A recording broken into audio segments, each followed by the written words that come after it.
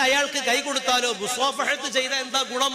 അത് സ്ത്രീകൾക്ക് കൈ കൊടുക്കണം, അന്യപുരുഷന്മാർക്ക് കൈ കൊടുക്കണ്ട. സ്ത്രീകൾ അന്യപുരുഷന്മാർക്ക് സലാം പറയൽ ഹറാമാണ്, അന്യപുരുഷന്റെ സലാം മടക്കലും ഹറാമാണ്. കാണാൻ ഭംഗിയുള്ള സുന്ദരികളായ മുസ്തഹാത്തുകളായ സ്ത്രീകളെ മസ്അല അങ്ങനെയാണ്. അത് ഫോണിൽ കൂടെ ആണെങ്കിലും എഴുത്തിലൂടെങ്കിലും ഒക്കെ അങ്ങനെ തന്നെ മസ്അല. പുരുഷന്മാർ അന്യ സ്ത്രീകളോട് സലാം പറയലും അവരെ സലാം മടക്കലും കറാഹത്താണ്. ഇബ്നു ഹജർ തങ്ങൾ തുഹ്ഫയിൽ എഴുതിയിട്ടുണ്ട്, അത് സാന്ദർഭികമായി പറഞ്ഞതാ. അപ്പൊ ഒരാൾക്ക് സലാം പറയുക, സലാം പറഞ്ഞ് കൈ കൊടുക്കുക, കൈ കൊടുത്താനുള്ള നേട്ടം എന്താന്ന് പറയും? ഈ മരത്തിലെ ഇലകൾ ഇങ്ങനെ കൊഴിഞ്ഞു വീഴും പോലെ ദോഷങ്ങൾ അങ്ങനെ കൊഴിഞ്ഞു പോകുന്നതാണ്. അങ്ങനെ ദോഷങ്ങൾ കൊഴിക്കുന്ന കുറെ കാര്യങ്ങളുണ്ട്. നമ്മളതൊക്കെ നിസ്സാരവൽക്കരിക്കുകയാണ്. ഇപ്പൊ ഉളു എന്ന് പറഞ്ഞാൽ എന്താ? ഉളുവിന്റെ ഓരോ അവയവങ്ങൾ കഴുകുമ്പോഴും അതുകൊണ്ട് ചെയ്ത ചെറുദോഷങ്ങൾ അങ്ങനെ ഒലിച്ചു പോവുകയാണ്. പള്ളിയിലേക്കുള്ള ചവിട്ടടി വർദ്ധിക്കുന്നതനുസരിച്ച്